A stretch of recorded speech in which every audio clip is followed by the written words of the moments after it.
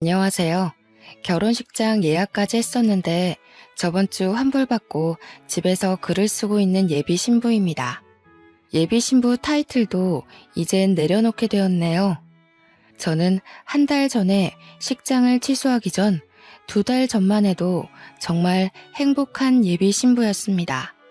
살아 숨쉬는 이 땅덩어리에서 한 사람 기준으로 수없이 많은 애군들이 지나친다고 하는데 그중 가장 상실감이 큰 경험은 무엇이 있을까요?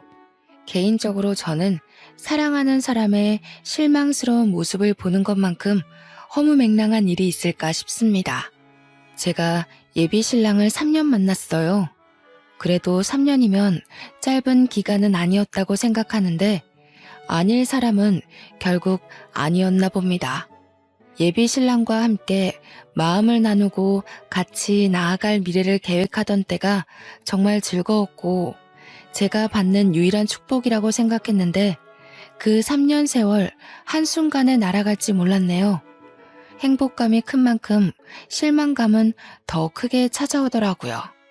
지금부터 불과 지난달까지 있었던 저의 파혼 이야기를 들려드릴게요.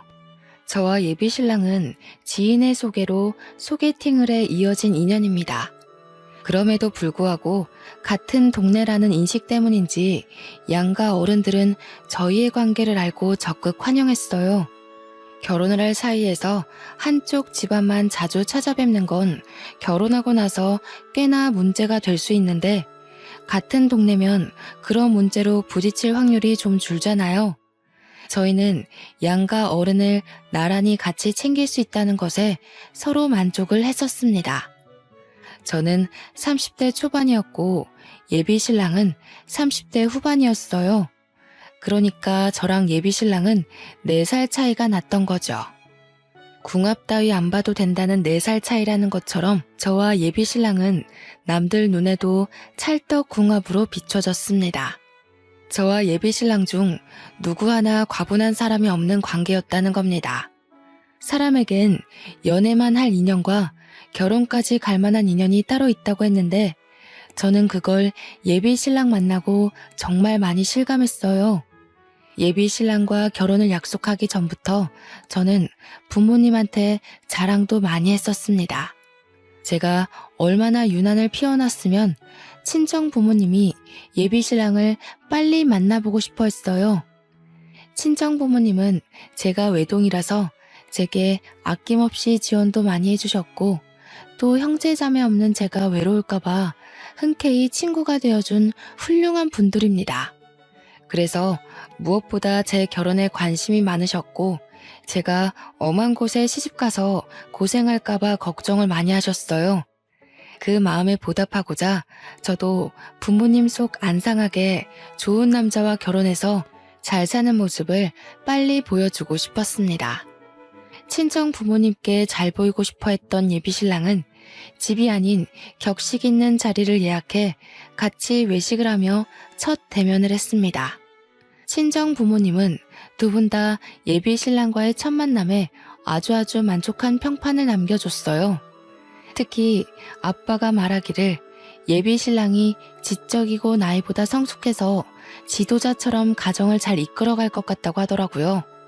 저희 아빠가 원래 가족 아닌 타인에게는 부정적인 편인데 그날 외식 자리에서 예비 신랑을 보고는 자리를 뜨실 때 묵묵히 고개를 끄덕였습니다.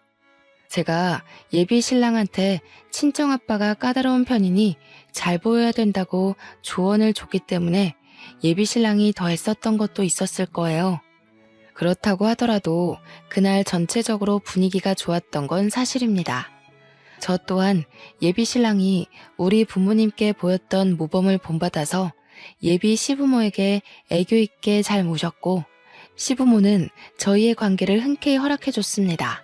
특히 예비 시모는 저더러 자기 아들이 워낙 무뚝뚝하고 애정 표현을 잘 안 하는데 저처럼 톡톡 튀고 분위기 풀어주는 여자가 옆에 있어서 다행이라고도 했어요. 이 정도의 칭찬을 들었으면 저는 예비 시부모에게 점수를 톡톡히 따냈다고 자신했습니다. 저와 예비 신랑은 양가 어른들에게 첫인사를 나눈 후부터 결혼식도 안 올렸는데 이미 서로의 집안을 가족처럼 챙기고 자주 방문하면서 기념일에 선물도 준비하고 그랬습니다. 예비 시댁 같은 경우 제가 선을 긋고 낯을 가리면 오히려 예비 시부모에게 안 좋은 이미지로 보일 것 같아서 어색한데도 불구하고 저는 늘 최선의 길을 끌어내 예비 시부모를 반겼어요. 다행히도 예비 시부모는 그런 저의 노력을 알아봐주고 참 예뻐라 해주셨죠. 아이고, 사돈집이 부유해서 그런가. 새아가 넌 참 사랑 많이 받고 자란 티가 나는구나. 우리 아들이 워낙 숫기가 없어서 애정 표현을 잘 못할 텐데. 이렇게 여린 네가 우리 아들을 감당할 수 있을지 모르겠어. 어머님, 오빠가 저한테 얼마나 많이 표현해 주는데요. 아무래도 오빠가 아들로서 어머님 아버님께 든든한 자식이고 싶어서 표현을 숨기는 걸 거예요. 오빠가 평소에 어머님 아버님 칭찬도 많이 해요. 모르셨죠? 제가 한 번씩 알려드릴게요. 남들은 예비 부부일 때 많이 다투기도 한다는데 저랑 예비 신랑은 그런 게 하나도 없어서 저 스스로 남편 될 사람 하나는 잘 만났다고 생각하기도 했습니다. 하루빨리 예비 신랑과 가정을 꾸려 토끼 같은 자식들도 3명 정도는 낳아야겠다고 예비 신랑한테 설레발을 치기도 했었고요. 그런데 그 행복한 단꿈이 결혼식장을 잡고 부동산까지 다 알아본 마당에 깨지게 될 줄 누가 알았겠습니까? 제 꿈에 금이 가기 시작한 건 정말 평소처럼 묘한 기류 하나도 없었던 시기에 갑자기 일어난 파동 때문이었습니다. 제가 여느 때와 같이 예비 신랑과 퇴근하던 날이었거든요. 저야 친구들과의 약속이 없으면 예비 신랑과 자연스럽게 퇴근길을 함께 했기에 평소처럼 같이 차를 타고 집에 가던 중이었습니다. 그런데 예비 신랑이 갑작스레 시부모와의 식사 약속이 있다고 하더라고요. 예비 시모가 저희에게 저녁을 사주고 싶다고 식사 초대를 했다고 하지 뭡니까? 예전에 미리 언질이 없었던 약속이라서 갑작스럽긴 했지만 그렇게 밥 얻어먹은 것이 한두 번도 아니고 저희는 갑작스러운 것도 자연스러울 정도로 가족이 되었기 때문에 금방 수긍을 했습니다. 그렇게 찾아간 횟집에서 저와 예비 신랑이 먼저 도착해 기다렸는데 나중에 예비 시부는 없고 예비 시모만이 들어오더라고요. 예비 시모 말이 예비 시부는 내일 일찍 나가봐야 돼서 일찍 잔다고 못 온다고 했습니다. 대신 저희끼리 맛있게 먹고 오라고 카드를 줬다고 했어요. 예비 시부 못 오는 것 정도야 뭐 크게 신경 쓸 만큼 문제는 아니었기에 그것마저도 그러려니 넘어간 시간이었어요. 그 자리를 단순히 밥 한 끼 먹자는 자리라고 생각해 평소 하던 것처럼 마음 편히 예비 시모를 응대했습니다. 살갑고 또 예의 바르게 말이죠. 그리고 문제는 그 다음부터였어요. 예비 시모 먼저 챙기고 예비 신랑을 챙기면서 제 인생에 생각지도 못한 고민이 비집고 들어온 거죠. 제가 예비 신랑에게 오빠 옆에 있는 물통 좀 줘 라고 했는데 그걸 듣던 예비 시모가 갑자기 표정을 굳히고 제 말을 자르더라고요. 아가, 우리 집은 특히 한 다리 건너 어른 친인척이 많다는 거 너도 알고 있지? 지난번 명절에 한번 들려서 몇 분이랑은 인사를 나눴잖니? 네, 그럼요. 그렇잖아도 시골리기 전에 정식으로 찾아뵈려고 오빠랑 얘기 중에 있어요. 아무래도 다들 바쁘시니까 한데 모이시기 어렵겠죠? 언제가 좋을까요? 그 전에 내가 오늘 너를 부른 이유가 있어. 네가 이제 우리 식구가 되는 건데 어르신들이 많다는 건 앞으로 보는 눈도 많을 거란 뜻이지 않겠니? 그러니 너희들 관계도 그만 뚜렷이 하는 게 좋을 것 같구나. 관계를 뚜렷이 하라는 게 무슨 말인지 바로 알아챌 수 있겠습니까? 저는 눈치 못 챘습니다. 제가 제대로 이해하지 못해서 대답을 못하고 있으니 예비 시모가 이번엔 둘러 말하지 않고 직구를 던지더라고요. 근데 그 말이 굉장히 황당했어요. 네가 병은이보다 4살이 어리지 않니? 앞으론 병은이한테 존칭을 쓰도록 해라. 오빠라고 하는 건 어르신들 앞에서도 보기 안 좋을 것 같구나. 뜬금없이 예비 신랑한테 존댓말을 쓰라는 예비 시모의 제안은 저를 벙찌게 만들었습니다. 여태까지 반말을 써왔고 예비 시부모도 저와 예비 신랑이 늘 이런 식으로 친근하게 대화를 나누는 걸 다 봐왔거든요. 그런데 갑자기 존칭을 쓰라뇨? 이미 반말에 익숙해진 사이에서 갑자기 존칭을 쓰라고 한다면 누가 그것에 덜컥 적응해서 쓰겠습니까? 바로 수긍하기엔 좀 많이 불편해서 당혹감을 표현했더니 옆에서 예비 신랑은 한술 더 뜨는 거 아니겠어요? 우리 집이 원래 좀 그래. 엄마도 아빠한테 존칭 쓰고 다른 친척 어른 집안도 여자 구성원들이 남자들한테 존칭 써. 나이 어린 사람이 연상한테 반말 쓰는 걸 예의 없다고 보시거든. 예비 신랑 설명을 듣는데 정말 경악을 안 할 수가 없었습니다. 예비 시모 말을 자연스럽게 받아치는 예비 신랑의 모습을 보니 마치 둘이 짜고 이 자리를 만든 것 같은 기분도 들었어요. 설령 예비 신랑 집안이 그렇다고 하더라도 그 중요한 사실을 그동안 왜 말 안 했는지 배신감까지 들더라니까요. 우리가 만난 지 3년이나 되었고 몇 번을 양가 집안에 왔다 갔다 했는데 그런 말은 미리 해줬어야 되는 거 아닙니까? 호칭 문제로 결혼 사이에서 트러블이 생기는 건 어디서 들어본 적 있지만 존칭 때문에 곤란을 겪을 줄은 상상도 못했습니다. 그런 황당한 일이 저한테 벌어졌다는 게 그저 놀라웠어요. 어느 누가 커플 부부 사이에 반말을 하다가 갑자기 존칭을 쓰나요? 왜 그리 불편하게 지내야 되죠?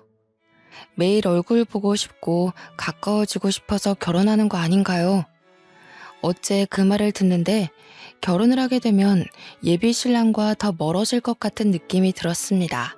예비 신랑에게 따지고 싶은 게 산더미였지만 예비 시모가 평소와 다른 얼굴로 눈을 부릅뜨고 쳐다보고 있어서 그럴 수가 없었어요.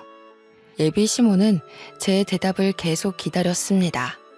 계속 제게 존칭 문제로 조언인 척 잔소리를 하시는데 제가 알던 엄마 같은 예비 시모가 맞나 싶더라니까요. 결국 저는 예비 시모 제안에 명확한 답변을 못하고 어영부영 그 자리를 마무리했습니다. 예비 시모는 차를 타고 자리를 뜰 때까지 저한테 예비 신랑에게 존칭을 쓸 것을 강조하고 떠났어요. 정말 식사 때도 밥이 입으로 들어갔는지 코로 들어갔는지 기억이 안 나는데 제대로 먹지도 않은 그 음식물마저 체할 것 같더군요. 예비 신랑이 저를 집 앞까지 데려다주는 동안 말을 안 하고 있다가 집 앞에 도착해서야 저는 그날 일에 대한 입장을 언급했습니다. 오빠, 난 솔직히 어머님 말씀 이해 못하겠어. 어느 누가 커플끼리 존칭을 써. 그리고 여자만 남자한테 존칭 써야 된다는 것도 이해가 안 돼. 이건 예의랑 다른 문제라고 생각하거든. 솔직히 좀 성차별 같기도 하고. 여자 남자를 떠나서 나랑 오빠가 3년 동안 반말로 지냈는데 어떻게 갑자기 존댓말을 해? 오빠는 안 이상해? 우리 집에선 당연한 거라고 했잖아. 아무리 그래도 밥 먹는 내내 똥 씹은 표정을 하고 있으면 어떡해? 어른이 앞에 앉아서 며느리에 대해 마땅한 조언을 해주는 건데 그런 얼굴로 있어?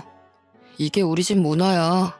각국의 문화가 다른 것처럼 각 집안의 문화가 다를 수도 있는 건데 꼭 그렇게 불쾌한 티를 낼 필요는 없었잖아. 나도 최대한 표정 관리한 거야. 그런데 어머님이 자꾸 우리 관계 진작에 불편하게 봤다고 하시잖아. 오빠 말대로 집 문화가 달라서 나는 그렇게 살지 않았는데 갑자기 그렇게 시키면 내 입장에서 곤란한 건 당연하지 않아? 그런 고지식한 제안에 어느 누가 방긋방긋 웃을 수가 있겠어. 고지식? 기분 나쁜 거 알겠는데 우리 엄마야. 웬만하면 불편하더라도 그런 솔직한 말은 삼가줬으면 좋겠는데. 그날 저는 예비 신랑과 3, 4년을 만나오면서 처음으로 대립을 했던 날입니다. 제가 예비 시댁 문화를 이해 못해서 욱하는 바람에 감정을 숨김없이 표현한 거 맞아요. 그래서 좀 더 거친 언사가 나갔다는 것도 인정합니다. 그런데 낯설어하는 제 입장 이해 못하는 건 예비 신랑도 마찬가지 아닌가요? 저는 예비 신랑과 예비 시모에게 예비 시댁 문화를 강요받았습니다. 그곳 환경을 잘 모르는 제가 그것에 반감을 가질 수 있는 건 그들도 예상했어야 된다고 봐요. 그날 예비 신랑은 처음으로 제게 인사도 안 하고 돌아가 버렸습니다. 딱 봐도 상당히 감정이 상한 모습이었어요. 제가 예비 시모를 함부로 말해서 그런 거겠죠. 아니면 자기 집 문화를 이상하게 보는 제 입장 때문일 수도 있고요. 어쨌든 저는 예비 신랑과 다툼 자체가 처음이기도 했고 또 결혼을 앞둔 시점이라 여간 신경 쓰이는 게 아니었습니다. 그날 이후 예비 신랑은 저한테 말도 안 걸었고 연락도 안 했고 직장에서조차 눈을 안 마주쳤어요. 매일 시그널을 주고받으며 알콩달콩하던 저희 사이가 누가 봐도 멀어진 게 보이니 주변인들까지 우리더러 싸웠냐고 묻더라고요. 저희 때문에 괜히 직장 내 전체가 눈치를 본다는 게 느껴졌습니다. 예비 신랑과의 서먹함이 하루가 지나고 이틀이 지나자 이게 이렇게까지 할 일인가 싶어 더 서운해지는 거 아니겠습니까? 결국 서로 모른 채 하고 지낸 지 3일째 되던 날 예비 신랑과의 이런 불편한 관계를 견디지 못한 제가 먼저 사과를 해버렸습니다. 그러자 예비 신랑은 언제 화났었냐는 듯 저를 안아주면서 먼저 사과해줘서 고맙다고 했어요. 서로 자라온 환경이 다른 거 알아. 나도 처가에 가면 당연히 처가 문화 따를 거야. 그러니까 너도 우리 집 이해 좀 해줘. 어른들 보는 데서만 존칭 써주면 돼. 둘만 있을 땐 지금이나 별반 다를 거 없어. 지금 이렇게 쓰면서 다시 생각하는 건데 제가 당시 예비 신랑을 참 많이 좋아했던 것 같습니다. 비록 속으로는 여전히 제 잘못이란 걸 인정 못했지만 제가 수구리는 덕분에 예비 신랑이 예전 모습으로 돌아왔잖아요. 그것만으로도 심신이 편하고 안심되더라고요. 예비 신랑을 이만큼이나 사랑하는데 그깟 존친 정도야 좀 써주면 어때 싶은 오기까지 생기는 거 있죠. 당시만 해도 그랬다는 겁니다. 제가 예비 신랑을 너무 많이 좋아했기에 차라리 그 집 문화 따라주고 말자라고 생각하며 한 발 양보해준 셈이었어요. 대신 예비 신랑이 우리 처가에 방문하면 처가식대로 뭐든 맞춰준다고 했지 않습니까? 잠깐 기분이 상했던 건 사실이었고 예비 시모의 낯선 모습에 당황스러운 것도 맞으나 그런 걸로 결혼을 고심할 정도는 아니라고 생각했습니다. 우리는 이런 것마저 이렇게 서로 맞춰주니 그야말로 천생연분이 맞구나 라고만 봤죠. 저는 평소 친정 부모님과 도란도란 얘기를 많이 하는 딸이라서 이 사실 또한 친정 부모님한테 얘기를 해줬어요. 하나의 해프닝을 친구에게 풀어놓듯 말을 했죠. 제가 말하는 내내 친정 부모님은 눈에 띄는 반응은 딱히 안 보였습니다. 잠자코 제 얘기를 듣기만 하더니 얘기 끝나자마자 친정 아빠가 딱 한마디 하셨어요. 저더러 예비 신랑을 그 주 주말에 친정으로 데리고 오라는 겁니다. 혹시나 제가 말한 예비 시댁 이야기 때문에 아빠가 예비 신랑한테 한 소리 하려고 그러나 싶어서 나는 괜찮다고 이미 예비 신랑과 합의 보고 얘기 끝난 사실이라고 손사래를 쳤어요.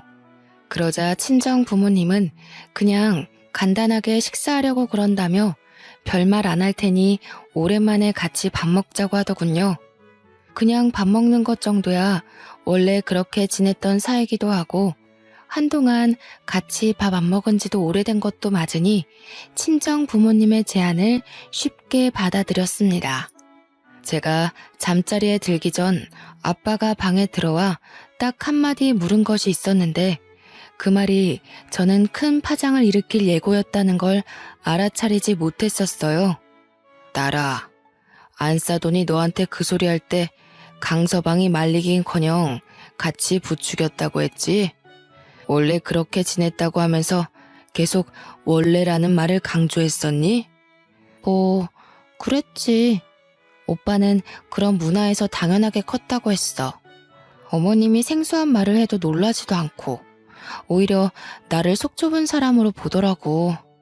근데 그건 서로 얘기해서 오해 풀었어. 결혼하면 조금 걱정되기도 한데 그래도 괜찮아. 아빠는 저와 나눴던 대화들 중 특히 부분만 집요하게 캐물었고 저더러 그 사실 때문에 예비 신랑에게 실망한 게 맞냐고 여러 번 확인을 했습니다. 그게 다였어요. 아빠는 제게 뭐 따로 조언을 해준 것도 없고 그냥 제 대답만 듣고 잘 자라고 인사한 뒤 나가셨습니다. 아빠 표정이 안 좋은 것 같아서 개인적으로 신경이 무척 쓰였는데 엄마도 별다른 말을 제게 얹으려 준 것도 아니라서 그냥 그러려니 넘겨야 했어요. 그리고 저는 다음날 예비 신랑한테 친정에 밥 먹으러 가자고 제안했습니다. 물론 예비 시댁 문화에 대해 알려줬더니 아빠가 보자고 했다는 말은 굳이 하지 않았어요. 그냥 친정 부모님이 오랜만에 보고 싶어 한다고만 말했거든요. 그러니까 예비 신랑이 좋다고 바로 시간을 비우더라고요. 그렇게 친정으로 모인 당일날 저는 예비 신랑과 파혼을 하게 되었습니다. 예비 신랑과 시간 맞춰 같이 친정에 갔는데요. 이미 차려진 식사 자리가 좀 과할 정도로 많이 고급지더라고요. 이 말은 제가 이제야 언급하는데 사실 우리 집이 시댁 형편보다 조금 더 나은 살림이었습니다. 그러니까 저희 친정은 대출 하나 없는 현금 자산만 가지고 있었지만 시댁은 대출을 좀 많이 끼고 있었어요.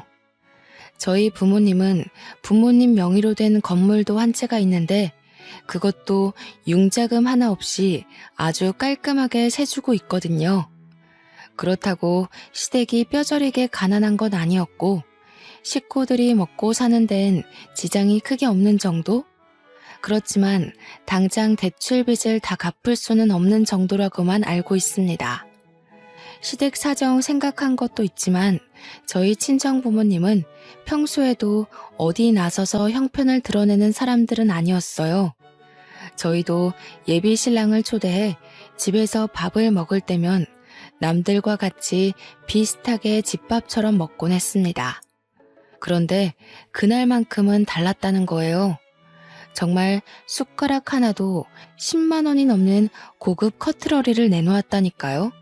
처음 보는 가정 식탁 분위기에 당황한 저는 그 분위기에 넋을 놓았는데 정작 예비 신랑은 표정 변화가 없었습니다. 그저 늘 하던 대로 저희 부모님께 공손한 태도로 인사하고 자리에 착석할 뿐이었어요. 레스토랑 못지않은 요리를 보면서 제가 감탄을 금치 않으니 거기서 손님은 예비 신랑이 아니라 오히려 저였습니다. 친정 부모님은 식사로 모자라 평소 입에 잘 되지도 않는 와인까지 준비를 해줬는데요. 제가 와인을 잘 먹진 못하지만 아빠가 사람 대접한다고 몇 번 와인 주문하는 걸 본 적이 있거든요. 그때 70만 원대 와인을 보고서 무슨 술 한 병이 그렇게 비싸냐 하고 아빠한테 궁시렁거리기도 했었어요. 그런데 그 70만 원대 와인이 그날 아빠 손에 들려있는 거 아니겠습니까? 저희 아빠 돈 헤프게 쓰는 사람 아닙니다.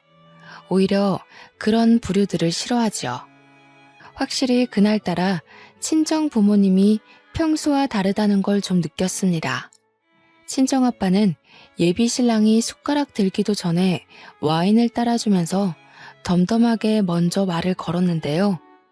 아마 예비 신랑도 와인 가격에 대해 눈치챘을 거예요. 예비 신랑이 술을 좋아하거든요. 그래, 사돈 쪽에서 여자 식구들더러 존칭을 쓰라고 한다면서? 자네 집안 문화가 원래 그렇다고 들었는데 그게 사실인가? 친정아빠의 돌직구에 예비 신랑은 저를 쳐다봤습니다. 예비 신랑의 눈빛이 마치 그런 걸 왜 말했냐는 의미가 담겨있는 듯 했어요. 좀 황당한 거 있죠? 예비 신랑에게 뭘 숨기려고 했던 건 아니었는데 얼떨결에 죄 지은 기분이 들더라고요. 근데 시댁 문화가 잘못된 게 아니라면 제가 그걸 왜 친정 부모님한테 말하면 안 됩니까? 떳떳하면 오히려 자기가 먼저 우리 집안에 알리고 우리 집안 문화에는 뭐 특별한 게 없는지 알아봐야 되는 거 아닌가요? 이전과 똑같은 부분에서 서로의 의견이 덜그럭거리니 저는 아예 예비 신랑의 시선을 피해버렸습니다. 괜히 오해 사고 싶지 않아서 시선을 피했던 건데 그게 오히려 예비 신랑을 곤란하게 했나 봐요. 예비 신랑은 친정아빠 말을 듣는 내내 표정이 탐탁치 않더라고요. 집마다 문화가 있는 건 당연하지. 우리 딸 보고 그 집 문화에 맞추라고 해놓고 자네는 우리 집 문화를 안 따를 건 아니겠지? 적어도 그런 각오는 했어야 납득이 되는데. 그럼요, 장인어른. 지우한테도 말했다시피 저도 처가 문화에 발벗고 맞출 생각입니다. 지우가 어디서 얼만큼 알고 말씀 올렸는지 모르겠지만 장인어른께서 생각하시는 것만큼 저희 집 팍팍한 구석 아니에요. 믿으셔도 됩니다. 그래? 잘 됐네.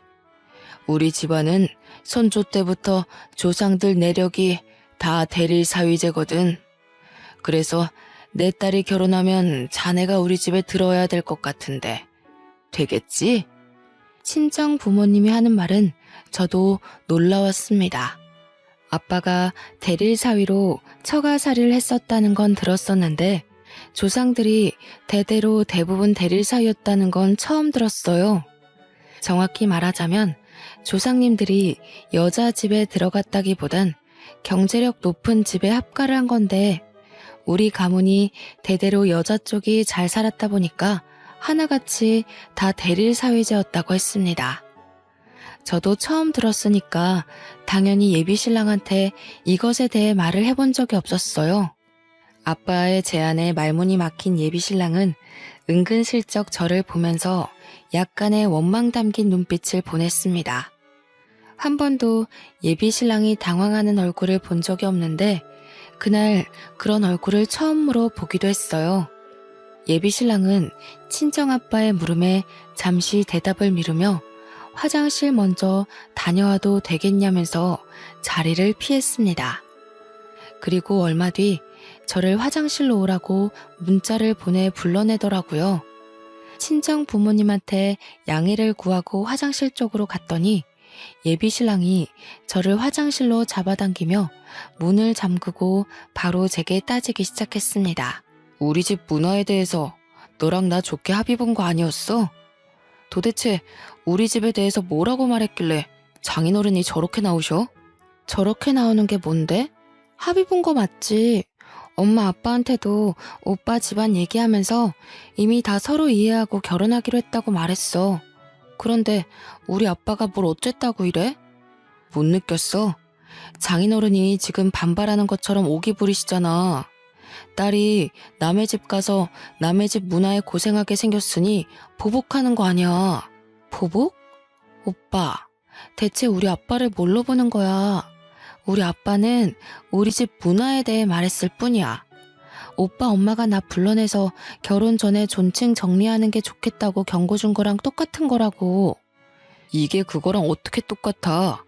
너는 그냥 나한테 존댓말만 하고 살면 그만이지만 대릴 사위는 단순히 그런 문제가 아니잖아.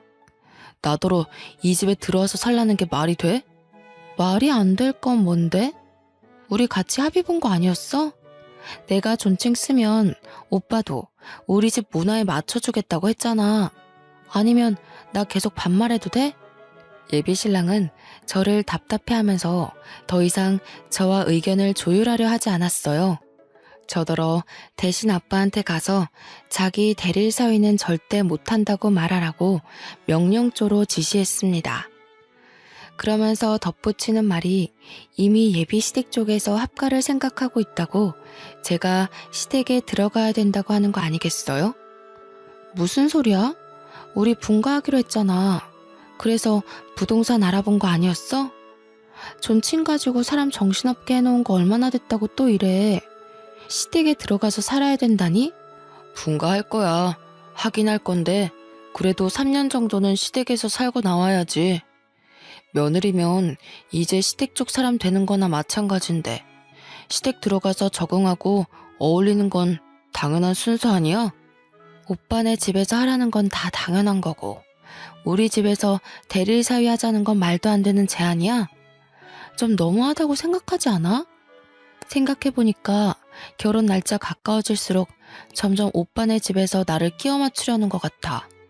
답답하게 또 왜 이래. 네가 맞추는 게 당연한 거지. 그럼 나보고 모양 빠지게 여자 집에서 출퇴근하라고?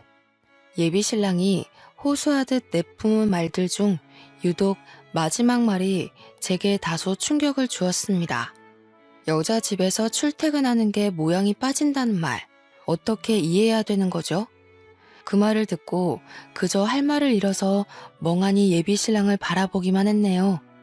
예비 신랑한테 정이 뚝 떨어지는 바람에 이미 지나보냈던 실망스러운 모습까지 다시 생각나 2배로 미워 보였습니다.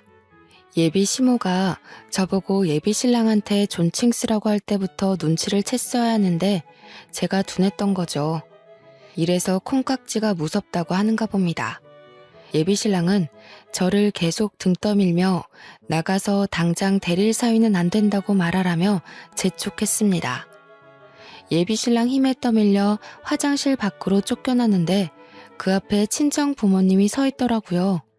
저도 깜짝 놀랐지만 예비 신랑은 더 놀랐던 건 저를 잡고 있던 손을 황급히 놓더라니까요. 그날 예비 신랑의 깨는 모습을 여러 번 봤는데요.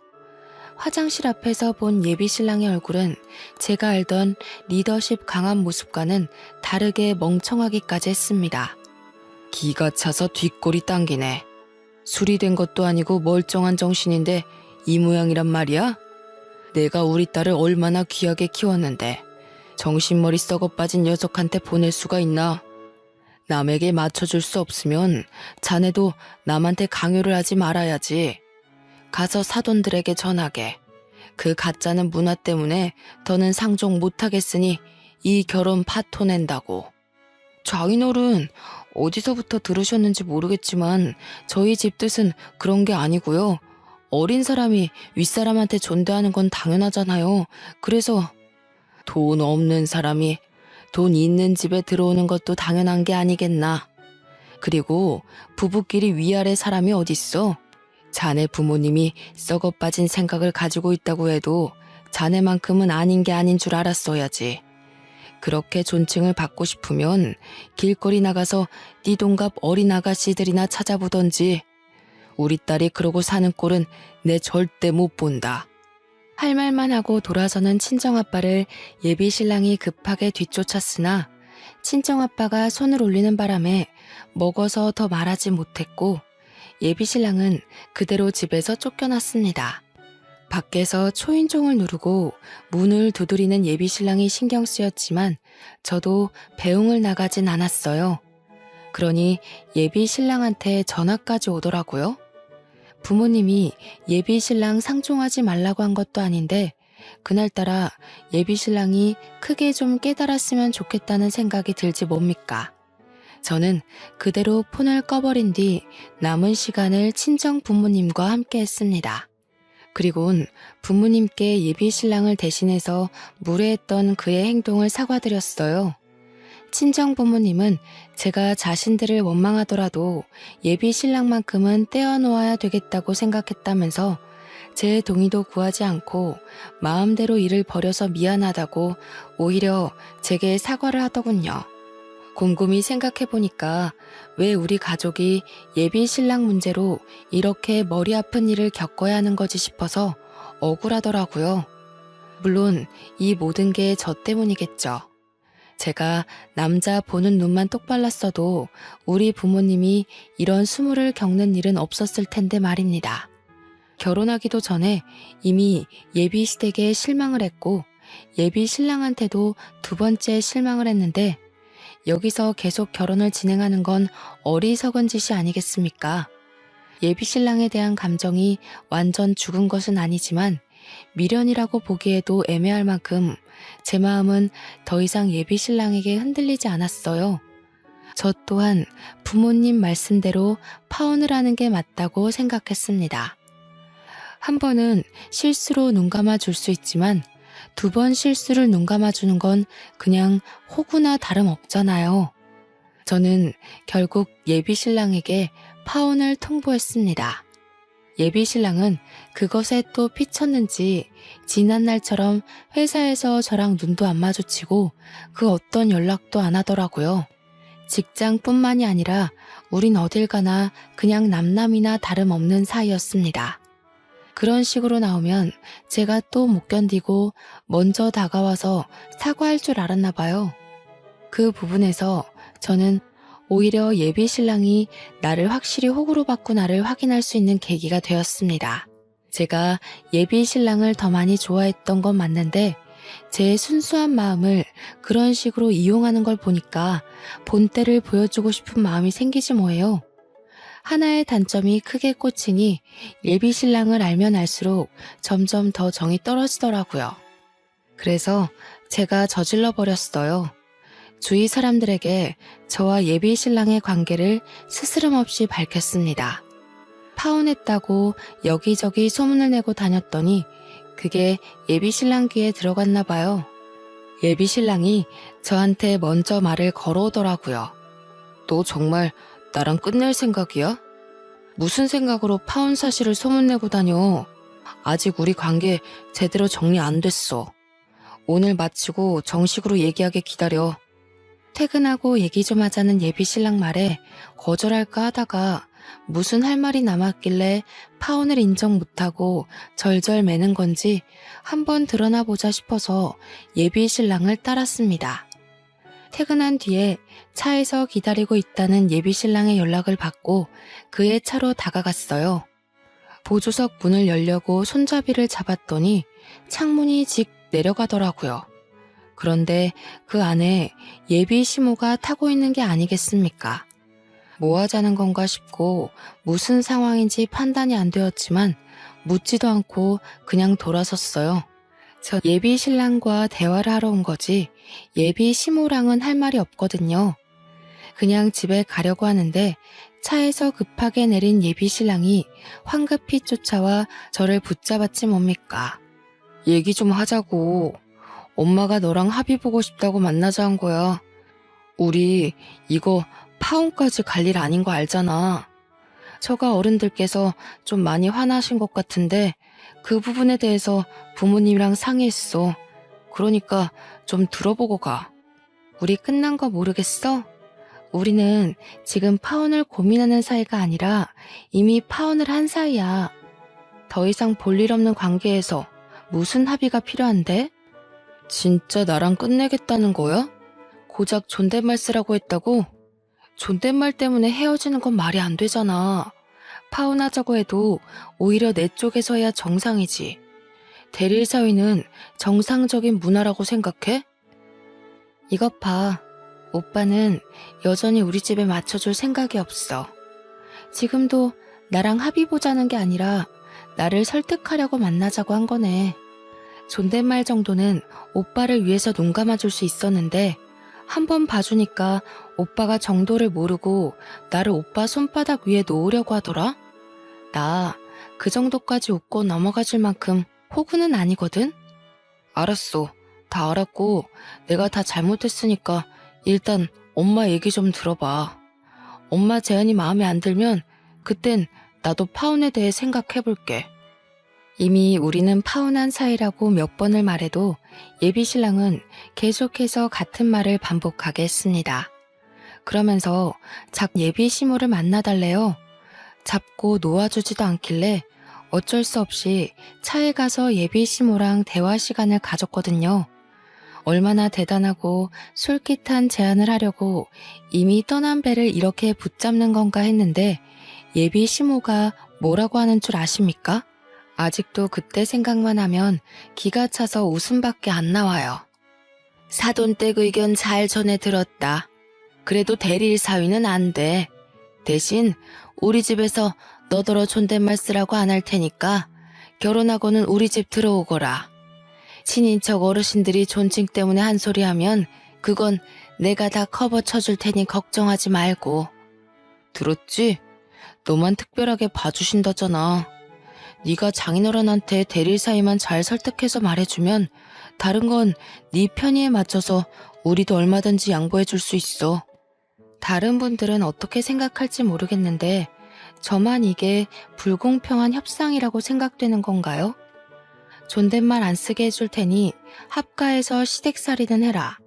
지금 말하는 게 이거 아닙니까? 그걸 마치 굉장한 선의를 베푸는 것처럼 얘기를 하는데 예비 시모까지 저를 호구로 보는 거 맞죠? 제가 예비 시모한테 너무 애교 부리면서 헤헤거렸나 봐요. 그렇다고 저를 이렇게 바보로 생각하시는 줄은 몰랐는데 당황스럽더군요.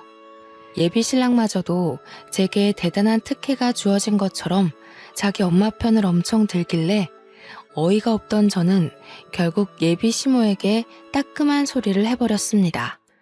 역시 존대 안 해도 되는 건데 괜히 고집하신 거였네요. 저희 아빠가 말한 거 어머님 아들내미 입통해서 못 들으셨나 봐요. 어머님 계속 그렇게 이기적으로 구시면 평생 제대로 된 며느리 보기 힘드실 텐데. 요즘 어떤 며느리가 시어머니 손맛에 맞게 주물러지나요? 뭐? 너라는 꼰세가 왜 그러니? 우리 아들이 너더러 아직 철이 없다고 하긴 했다만 이 정도로 어른한테 생각 없이 말하는 줄 몰랐네. 뭘 주물 보니까 뭐 고분고분 시부모 공양하며 살 며느리 구하려나 본데 막말로 그쪽 집안이 명문가 집안이기래요? 대기업 사장 집안이기래요? 가진 것 하나 없으면서 바라는 것 많은 이기적인 마인드로 어떻게 새색시를 구하려나 몰라. 한번 갔다 온 여자나 등쳐먹으려는 여자면 그런 고지식한 집안 눈 감고 들어갈 수는 있겠네요. 너 지금 엄마한테 무슨 말버릇이야. 협상 조건이 마음에 안 들면 안 된다고 말을 하던가. 엄마가 너 생각해서 큰 마음 먹고 찾아오기까지 했는데 이게 무슨 무례야? 두 분 보니까 참 큰일이다 싶네요. 귀한 장남 나이가 내일 모레 40인데 시댁 집안이 아들 장가 보낼 미처는커녕 빚만 수두룩해서 어째요? 존대 받아야 되는 아드님 평생 노총각으로 살다 가야 되는 거 아닌가 모르겠어요. 어디 방송이나 나가보세요. 공개 구혼이라도 해야 결혼 근처는 가볼 것 같은데요. 예비 시모가 제 말에 화가 나서 벌벌 떨기까지 했는데요. 저더러 원래 이렇게 무서운 애였냐고 악을 지르는 말에 네네 그렇다고 말해주고 그냥 차 안에서 내려버렸습니다. 그 장면만 본다면 제가 건방졌다고 생각할지 모르지만 제 상황을 전반적으로 아는 사람이라면 되레 그들을 더 혼쭐내주지 못해 아쉽다고 말하지 않을까 싶네요. 저를 따라 예비 신랑이 당장 쫓아오려고 했지만 예비 시모가 자존심 때문인지 자기 아들을 못 가게 붙잡더라고요. 엄마가 붙잡는다고 못 쫓아오는 예비 신랑 행동도 뒤늦게 생각해보니 웃겼습니다. 거의 40이 다 되었는데 엄마가 시키는 대로 잘도 따르는 아들이더라고요. 그런 사람인 줄 왜 몰랐는지 아직도 제 자신이 이해가 안 됩니다. 작년까지만 해도 제게 예비 신랑이란 사람은 과묵하고 본업에 열중하면서 매사에 지도자 자격이 있는 사람이었거든요. 우리 사이에 금이 가기 시작한 이유는 그놈의 존칭 때문이었는데 처음 그 말을 들었을 땐 황당하고 화가 났지만 시간 지나서 생각해보니 예비 시모가 저를 구제해준 셈이나 다름없는 거 있죠. 저와 예비 신랑이 결혼하고 나서 제게 그런 존칭 제안을 했다면 아마 파혼 가정보다 더 피 튀기는 싸움이 되지 않았을까요? 생각만 해도 무섭고 살떨리네요. 그 이후 생활은 놀랍게도 평화로웠습니다. 예비 신랑과는 여전히 같은 회사에서 일을 하고 있어요. 완전 남남처럼 지내고 있고 부서가 달라서 일적인 얘기도 안 하고 있거든요. 새삼 그런 생각이 들더라고요. 우리가 정말 약혼 관계였던 커플이 맞나 싶은 생각이요. 지난 3, 4년의 시간이 일이 단번에 삭제된 것처럼 깔끔하게 지워진 게 좀 신기했습니다. 불행하고 속상하다는 게 아닙니다. 오히려 제게는 작은 변화가 찾아왔어요. 파혼을 하고 나니까 제 주변으로 남자들의 관심이 조금씩 쏟아지더라고요. 물론 직접적인 고백은 없었지만 커피를 사다 주거나 점심을 같이 먹자고 한다거나 그런 관심을 많이 보여줬어요. 이것도 관심이라면 관심이지 않겠습니까? 감사한 마음들이지만 저는 그것에 대한 수줍음보다 조금 다른 감정이 생겼는데요. 남 사원들이 제 주변을 얼쩡거릴 때마다 예비 신랑의 시선이 느껴지는데 그게 꽤나 고소하더라고요. 그렇다고 예비 신랑이 제게 막 다가오는 건 또 아니었습니다. 당분간은 이렇게 서로 거슬리는 존재가 될 것 같아요. 아직 파혼한 지 한 달 남짓밖에 안 되었거든요. 예비 신랑도 서로를 무자르듯 싹둑 자르기엔 아직 이르고 약간의 시간이 필요할 겁니다. 그나마 다행인 건 예비 신랑에게 정남이가 떨어진 저는 예비 신랑을 정리하는 시간이 그다지 괴롭지 않다는 거예요. 세월이 흐르다 보면 제 안에 남은 예비 신랑의 존재가 지나가는 추억으로 웃어넘기는 날이 오겠죠. 파혼을 하게 된 건 개인적으로 아쉽지만 제게 또 다른 좋은 인연이 찾아올 거라고 생각합니다. 일단 모든 게 평화로워진 것만으로도 마음이 편하네요. 이렇게 끝난 저의 파혼은 세상에 정말 별의별 사람이 다 있다는 걸 또 한 번 배우게 된 계기였습니다. 다들 제 사연 어떻게 들으셨는지 모르겠어요. 집중하신 시간만큼 제가 즐거움을 드렸다면 좋겠네요. 그만 글을 마무리하겠습니다. 들어주셔서 감사합니다.